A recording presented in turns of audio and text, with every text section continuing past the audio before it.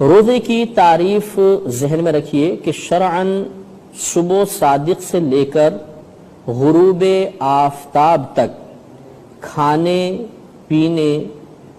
جماع وغیرہ سے رکنے اور تمام ایسے امور جس سے روزہ ٹوٹتا ہو ان چیزوں کو ترک کر دینے کا نام روزہ ہوتا ہے۔ یعنی ہم صبح صادق میں نیت پہلے کر لیں، نیت کے ساتھ پھر صبح سے لے کر شام تک کھانے پینے اور جماع وغیرہ سے رک جانے کا نام شریعت نے روزہ رکھا ہے۔ تو روزہ صبح صادق سے غروب آفتاب تک ہوتا ہے، اور اس دوران ہمیں ہر اس کام سے رکنا ہوگا جس سے روزہ ٹوٹتا ہے یا روزے کی برکات میں کمی آتی ہے۔ یہ بھی ضروری ہے کہ اگر خواتین ہوں تو ان کا حیض و نفاس سے پاک ہونا ضروری ہوتا ہے، کیونکہ حیض اور نفاس کی حالت میں روزہ رکھنا منع ہوتا ہے۔